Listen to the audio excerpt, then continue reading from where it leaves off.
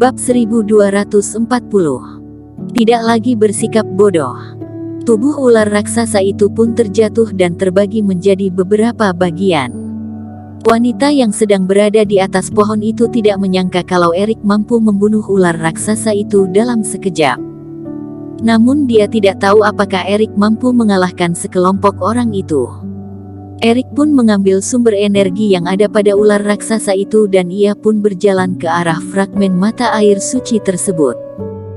Namun ketika Erik mendekati fragmen tersebut, terdengar suara tepuk tangan yang keras dari kejauhan. Haha, bagus, tidak disangka kamu memiliki kemampuan yang begitu hebat. Terlihat 3 sosok pria berjalan keluar dari dalam hutan dengan ekspresi wajah yang begitu dingin. Orang yang baru saja berbicara itu merupakan seorang pria dengan bekas luka pada wajahnya. Pria itu memiliki tubuh yang tinggi dan ia sedang menatap Erik sambil tersenyum dingin. "Kalian sudah tiba di sini sejak awal?" tanya Erik.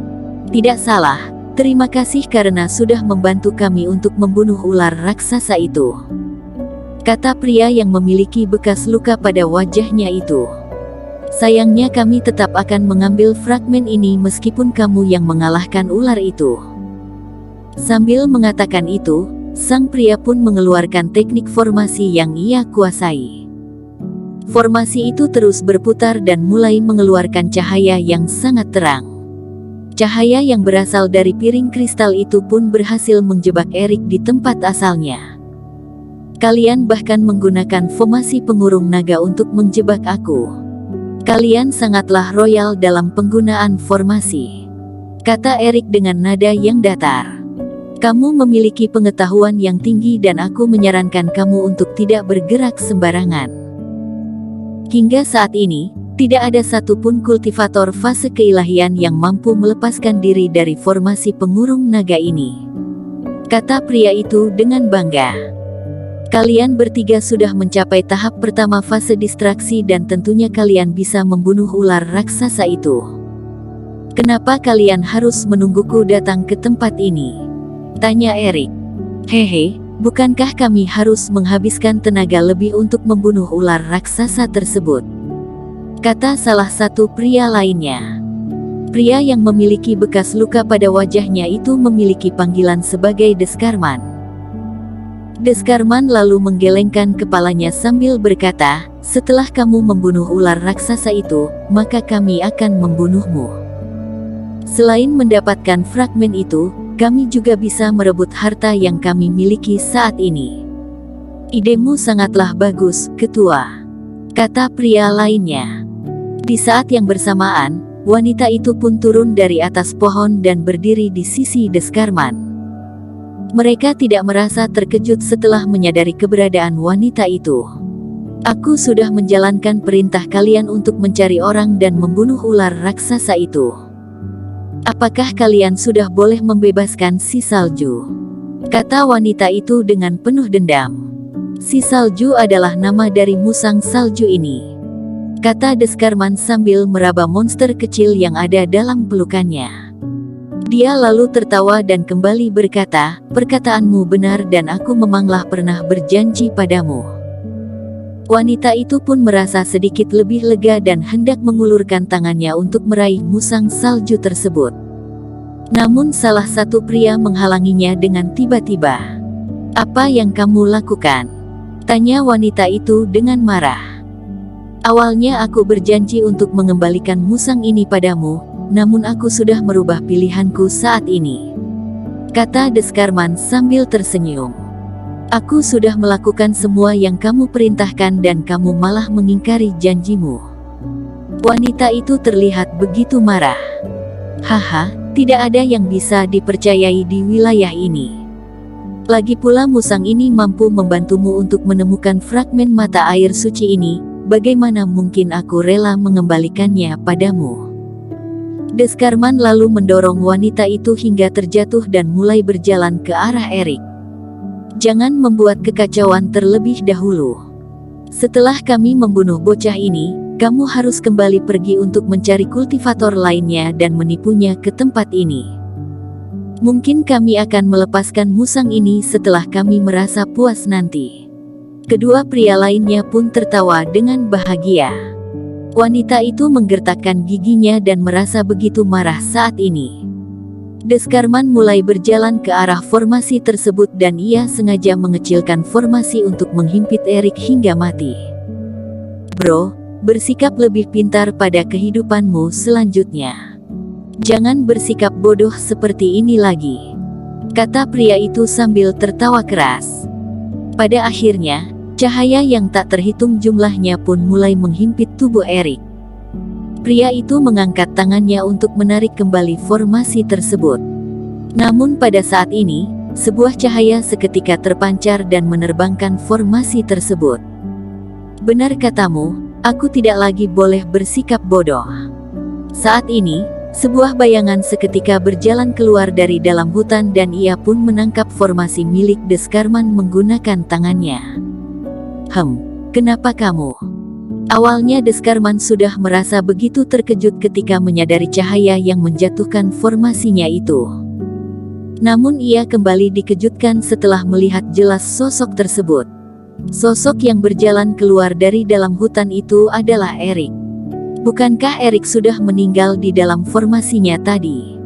Deskarman segera menolehkan kepalanya dan menatap ke arah formasi yang ia gunakan untuk mengurung Erik tadi. Kedua matanya terlihat menciut setelah menyadari sosok yang ada di dalam formasi itu telah berubah menjadi pupet. Aku harus mengorbankan pupetku hanya untuk melawan kalian. Ketika Deskarman sedang berpikir, Erik pun segera berpindah ke depan tubuhnya sambil mengeluarkan pedangnya.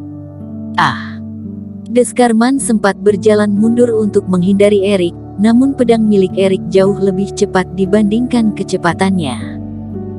Setelah Erik melambaikan pedang kingtong tersebut, salah satu lengan Deskarman pun melayang tinggi di udara dan darahnya pun berceceran. Di saat yang bersamaan, Erik pun merebut musang salju itu dari genggaman Deskarman.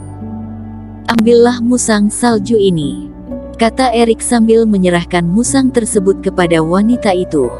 Wanita brengsek, beraninya kamu bekerja sama dengan orang luar itu untuk menjebak kami, kata Deskarman sambil menggenggam lengannya yang telah putus itu.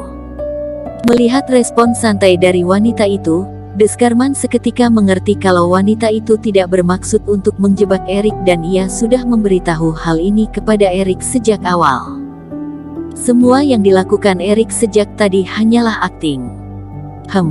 Aku sudah tahu kalau kalian pastilah tidak bisa dipercaya. Bagaimana mungkin aku bekerja sama dengan kalian? Kata wanita itu sambil menggertakkan giginya. Jangan sombong. Bocah bernama Erik ini juga tidak terlihat baik dan mungkin saja lebih jahat dari abda kami. Dia sudah mengetahui rahasiamu dan tentunya ia tidak akan melepasmu begitu saja, kata Deskarman dengan penuh amarah. Mari kita pergi. Setelah itu, dia pun pergi bersama dua pria lainnya.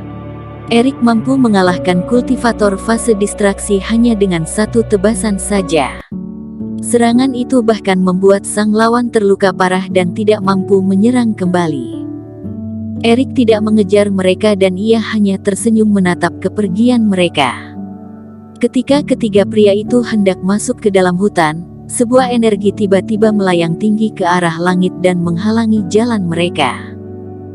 Saat ini, mulai terdengar suara raungan yang keras dan kabut yang tebal mulai menutupi wilayah tersebut. Formasi, tanya Deskarman.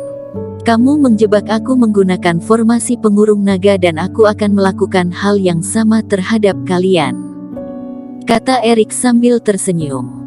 Ketiga orang itu tidak lagi mampu melihat dengan jelas dikarenakan asap kabut yang begitu tebal. Saat ini, terlihat sesosok iblis monster muncul di tengah kabut asap tersebut dan segera menyerang ketiga orang itu. Ketiga orang itu pun mulai berteriak kesakitan.